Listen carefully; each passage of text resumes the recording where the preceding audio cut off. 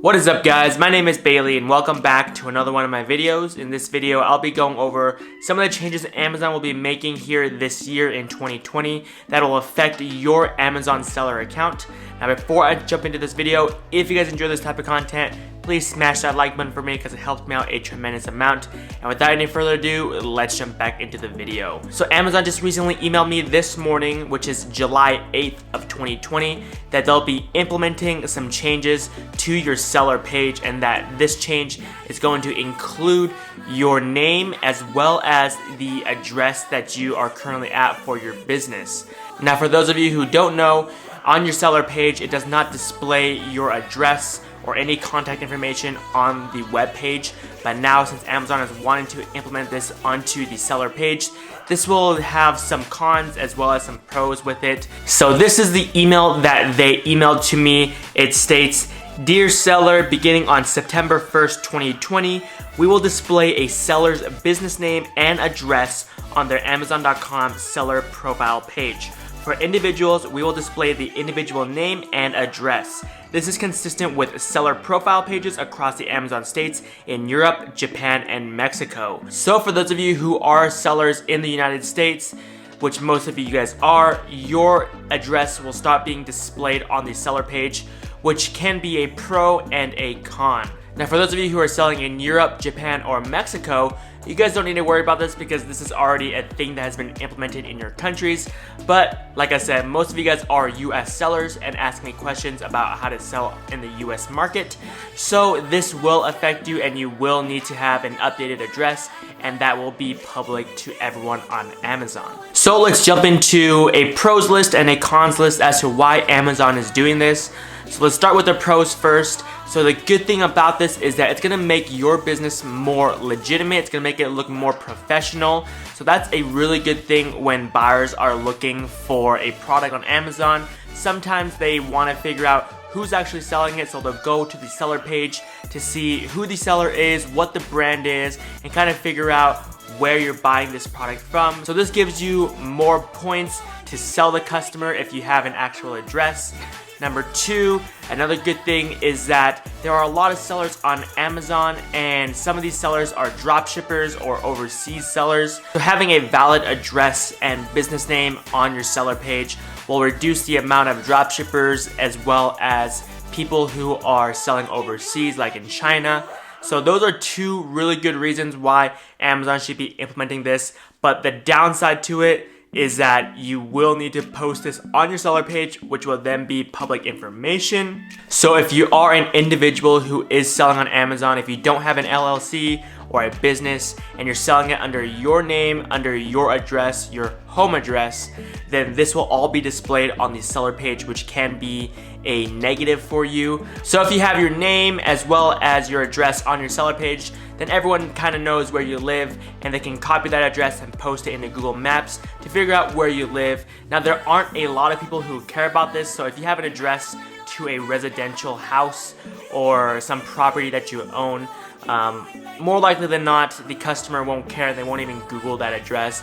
Now, for those buyers who are crazies out there who like looking into the stuff and can find out your address, more likely than not, that type of information of where you live is kind of already public information. A lot of people can dig into this stuff and figure out where you live anyways. So you posting it out there will make it more public. But like I said, it can be found if you really look into it. So it's not a big deal in my opinion. Now, some of the ways to overcome this, if you're not comfortable with putting your residential address, is to either put a P.O. box, so you can buy a P.O. box and have all your mail sent to a P.O. box. This will cost you about $20 to $40 a month. So it just kind of depends on where you live. But that is one option. Another option is to get a more permanent address. You can go to UPS, I believe, and get a mailbox, a private mailbox there, and it'll be an actual address. So instead of having it being PO number 123, it'll be 123 Lake Creek Drive, suite number 100. So that suite number is gonna be your mailbox, but it's gonna be a full address. So on your seller page, it will look more professional by having an actual address on there instead of having a P.O. box. Another option is to either get a warehouse location or maybe even a storage unit if that's permitted in your state. Storage units can cost anywhere between $20 up into a couple $100 depending on the size you want.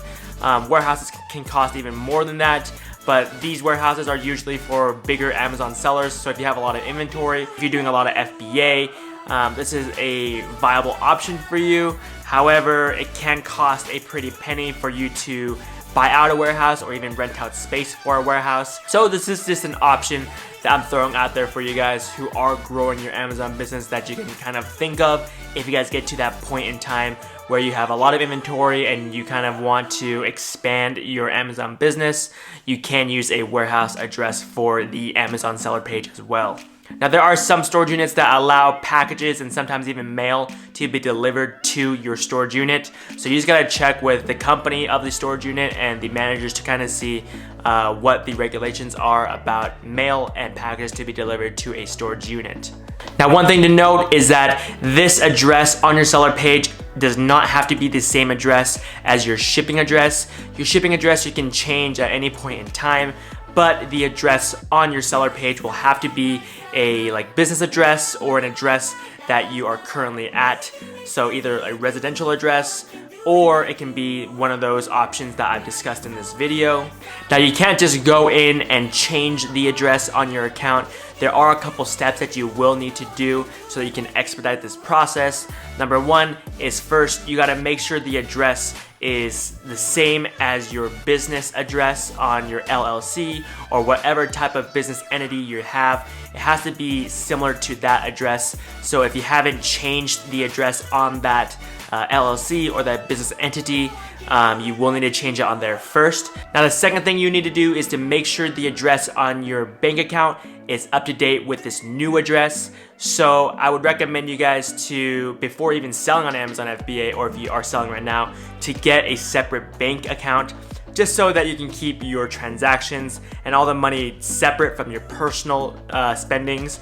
That's something I would recommend, but you just gotta make sure the address on that account is the same as the one on Amazon that you're gonna change, and the same as your company entity's address on your LLC or whatever your business is set up as. Now, hopefully this video was helpful to you guys. I know when I got this email, I was kind of confused as to what's going on with Amazon, but I looked into it, did some research. So I wanted to jump on here to make this video to make it easier for you guys to kind of understand the situation with why Amazon is doing the address and the business name on your seller page.